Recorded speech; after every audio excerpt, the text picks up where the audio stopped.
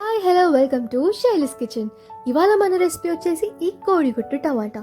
మీరు ఎన్నో రకాలుగా కోడిగుడ్డు టమాటా తినుండొచ్చు, మరి ఈ విధంగా ఒకసారి ట్రై చేయండి, టేస్ట్ అదిరిపోతుంది అంతే.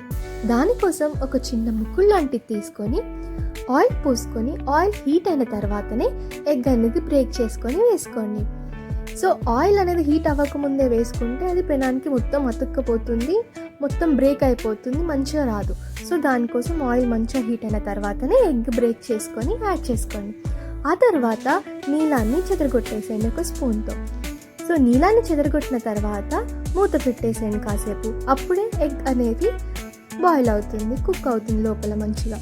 సో ఒక ప్యాన్ తీసుకొని అందులో 3 పావుల వరకు ఆయిల్ యాడ్ చేసుకోండి. చూసారు కదా, వీటిని మేము గంటప్ప అంటాం. సో గంటప్పలు చూడండి ఎంత బాగుందో లుక్. సో ఈ విధంగా అన్ని చేర్చి పెట్టుకోండి. ఆ తర్వాత చూపిస్తున్న విధంగా ఉల్లిపాయ ముక్కలు, పచ్చిమిర్చి ముక్కలు, కొత్తిమీర సిద్ధం చేసుకోండి. టమాటో ముక్కలు ఈ విధంగా చిన్నగా తరుక్కోండి, అప్పుడు టేస్ట్ చాలా బాగుంటుంది.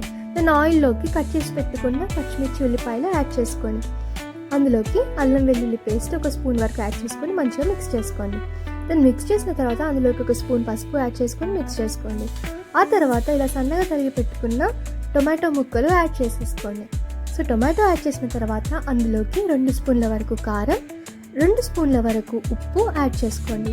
దాని ఉప్పు కారం యాడ్ చేసిన తర్వాత అందులోకి 2 స్పూన్ల వరకు ధనియాల పొడి కూడా యాడ్ చేసుకోండి. సో ఈ విధంగా ఉప్పు కారం ధనియాల పొడి యాడ్ చేసిన తర్వాత మూత పెట్టేసేయండి. వెంటనే కలపకండి. ఈ విధంగా మూత పెడితే మనకి టొమాటోలోని మంచిగా మగ్గుతాయి, మంచిగా ఉడుకుతాయి. చూసారు కదా ఈ విధంగా. సో ఇలా కలుపుకున్న తర్వాత అందులోకి కొత్తిమీర యాడ్ చేసుకోండి. కొత్తిమీర యాడ్ చేసుకున్న తర్వాత బాగా మిక్స్ చేసేసుకోండి.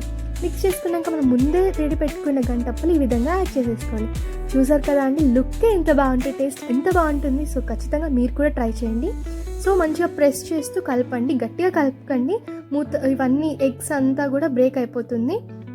సో మూత పెట్టుకోండి, ఒకసారి పెట్టుకొని మంచిగా కలిపేసుకోండి. అంతే, టేస్టీ ఎగ్ టమాటా రెడీమేడ్ కూడా ఖచ్చితంగా ట్రై చేయండి. Thank you.